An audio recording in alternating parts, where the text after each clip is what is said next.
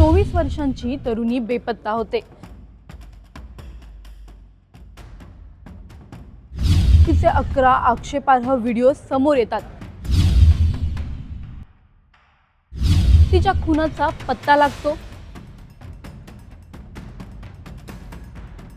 Dead बॉडीच्या बाजूलाच दारू पिणारा आणि तिचा आत्मा परत बोलवण्यासाठी अघोरी तंत्र करणारा नराधम नक्की कोण? हा नेमका प्रकार काय आहे?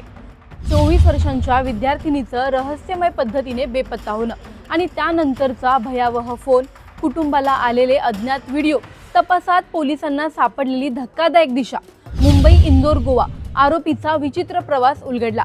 आपली मुलगी कुठे आहे? ती सुरक्षित आहे का? हा एकच प्रश्न इंदोर मधल्या एका कुटुंबाला घेऊन बसला होता। जिला ते शोधत होते तिच्याच नंबरवरून अचानक काही व्हिडिओ येऊ लागले। एवढंच नाही, कॉलेजच्या ग्रुपवरही हे व्हिडिओ टाकले गेले। म्हणून प्रशासनाने फोन केला, मुलगी बेपत्ता आहे, फोन बंद, मेसेज विचित्र आणि व्हिडिओ संशयास्पद। यामुळे या कुटुंबाला एकच शंका सतावू लागली, हे नेमकं कोण करतंय आणि का? पोलिसांनी शोध सुरू केला आणि त्यांना एका अशा ठिकाणी क्लू मिळाला ज्यानंतर संपूर्ण प्रकरणाला थरकापच उडाला।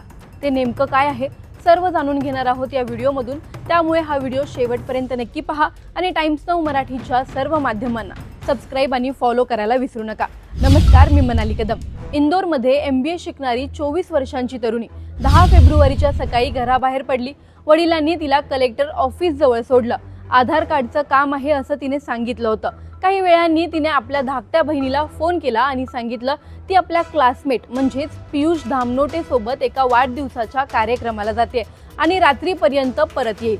याच क्लासमेट सोबत तिची ओळख कॉलेज पासूनची होती। दोघे एकत्र फिरायचे, कधी कधी वादही व्हायचे, पण त्या दिवशी काय झालं हे कोणालाच कळालं नाही।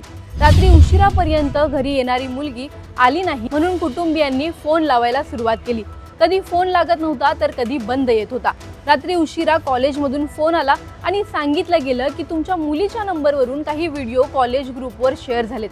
कॉलेजने ते तातडीने डिलीट केले। घरच्यांनी फोन ठेवताच त्यांच्या फोनवरही तेच व्हिडिओ दिसू लागले। घाबरलेल्या कुटुंबाने तात्काळ पोलिसांकडे तक्रार केली। पोलिसांनी तपास सुरू केला, पण मुलगी किंवा पियुष दोघांचा पत्ता लागत नव्हता। कुटुंबाचा आरोप होता की पोलिसांनी सुरुवातीला तपासात ढिलाई दाखवली। पियुषच्या खोलीला कुलूप पाहून ते परत गेले, मात्र 2 दिवसानंतर परिस्थिती अचानक बदलली। 13 फेब्रुवारी रोजी द्वारकापुरी भागातील एका घरातून येणाऱ्या कुजका वासाबद्दल स्थानिकांनी पोलिसांना माहिती दिली। ते घर पियुषचंच होतं। दार उघडताना पोलिसांनाही काहीतरी गंभीर असण्याची जाणीव झालीच होती। आतमध्ये त्यांना एका मुलीचा मृतदेह सापडला आणि तोच बेपत्ता तरुणीचा असल्याचं तिच्या वडिलांनी ओळख पटवली। त्यामुळे आरोपीचा शोध आता तातडीचा मुद्दा बनला। पियुषचा फोन बंद असला तरी मुलीचा फोन अचानक सुरू झाला। पोलिसांनी तो सिग्नल ट्रॅक केला। लोकेशन मुंबई दाखवत होतं। पोलिसांनी मुंबईत शोध सुरू ठेवला। शेवटी अंधेरीतील लोकलमध्ये दोन्ही बाजूंनी प्रवेश करून पियुषला अटक करण्यात आली। त्याच्या ताब्यातून काही काळापासून चाललेल्या संशयास्पद वस्तू, नोट्स आणि काही धार्मिक साहित्य सापडली। चौकशीत त्याची उत्तरं अधिकच विचित्र होती। त्याने मुलीबद्दल राग, नात्यातील तणाव तसेच तिला परत मिळवण्याचा अजब दावा केला। पोलिसांच्या मते हे प्रकरण केवळ वाद किंवा अचानक झालेल्या रागाचं नव्हतं। तपासात हे समोर आलं की आरोपीने आधीपासून काही तयारी केली होती। घरामध्ये सापडलेल्या वस्तूंनीही त्याच्या मनातील गोंधळ आणि धोकादायक प्रवृत्तीचा अंदाज दिला होता। चौकशीनंतर हे स्पष्ट झालं की 10 फेब्रुवारीला या दोघांची भेट झाली होती। दोघांमध्ये काही दिवसांपासून वाद सुरू होते। पियुषने सांगितलेल्या गोष्टीप्रमाणे त्यांच्या प्रेमसंबंधांबाबत त्याच्या घरी विरोध असल्याने त्याच्यात मनमुटाव वाढला होता। या भेटीत वाद चिघळला आणि रागाच्या भरात त्याने तरुणीवर हल्ला केला। खुनानंतर पियुष काही तास त्या रूममध्येच बसून राहिला। त्यानंतर तो रूममधून बाहेर पडला, बियर शॉपमध्ये गेला, बियर घेतली आणि तिच्याच मृतदेहाशेजारी त्याने ती बियर प्यायली। नंतर त्याने थेट रेल्वे स्टेशन गाठलं, ट्रेनने गोव्याला गेला आणि तिथून पुन्हा मुंबईत आला। मुंबईत आल्यानंतर त्याने पनवेलमध्ये एका हॉटेलमध्ये रूम घेतली। पोलिसांच्या माहितीनुसार तो तिथे काही अघोरी पद्धतीचे विधी करत होता। त्याच्याकडे हळद, कुंकू, उदबत्ती, मृत तरुणीचे आधार कार्ड आणि काही वैयक्तिक वस्तू आढळल्या। चौकशीत त्याने दावा केला की तो माफी मागण्यासाठी तिचा आत्मा परत बोलवण्याचा प्रयत्न करत होता। या विचित्र वर्तनामुळेच पोलीस अधिक सतर्क झाले। दरम्यान तरुणीचा फोन अचानक सुरू झाला आणि ते लोकेशन ट्रॅक करत पोलिसांनी त्याला अंधेरी स्थानकाजवळ गाठलं होतं। मृत तरुणीच्या घरच्यांच्या मते पियुष तिला ब्लॅकमेल करत होता। तिचे खासगी फोटो आणि व्हिडिओ वापरून दबाव टाकत होता. तर पियुषचा दावा मात्र काहीसा वेगळा आहे. तो म्हणतो ती माझ्यापासून दूर जात होती, त्यामुळे मी रागाच्या भरात चूक केली. याच दरम्यान पियुषचा एक व्हिडिओ सध्या ट्विटरला व्हायरल होत आहे, ज्यात त्याला त्याच्या या कृत्यावर काहीही पश्चाताप नाही असं स्पष्टपणे दिसतं. त्याची विकृती या व्हिडिओमधून स्पष्टपने दिसते. हा व्हिडिओ नीट पहा. क्या हुआ था? क्यों मारा? तो लवर थी ना, फिर क्यों मारा?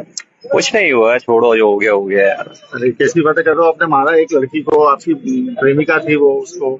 छोड़ दो ना, क्या करोगे जान के। अच्छा, वहाँ आपने तंत्र मंत्र किया था मुंबई में, पुलिस बुलाया था? कुछ नहीं है मैंने। अच्छा, दर्दनाक तरीके से मारा है तुमने उसको। हुआ अच्छी है, वो चली गई, कैसी बातें कर रहे हो कि कुछ नहीं हुआ? उसके माँ बाप ने उसको पाल पोस के बड़ा किया, आपने उसको जान से मार दिया और बोल रहे हो कि कुछ नहीं हुआ। तो पछतावा नहीं है? इस चीज का पछतावा नहीं है? किसी की बच्ची को मारना पछतावा नहीं है इस चीज का?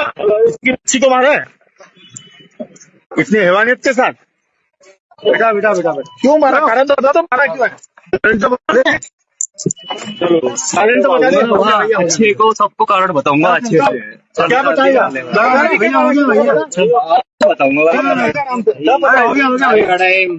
टाइम आएगा। खून, व्हिडिओ, ब्लॅकमेल, अघोरी विधी फक्त एका विकृत प्रेमकथेचा शेवट आहेत का? की अजून काही भयावह रहस्य दडलेलं आहे? खून, भीषण विधी आणि 11 व्हिडिओंचं रहस्य हे प्रेमातून झालेलं वेड होतं की काहीतरी अधिकच घातक होतं? तुम्हाला या प्रकरणी काय वाटतं? आम्हाला कमेंटमधून नक्की कळवा आणि व्हिडिओ आवडल्यास लाईक शेअर करायला विसरू नका. तसं अशा नवनवीन अपडेट्ससाठी टाइम्स नाऊ मराठीला नक्की फॉलो करा.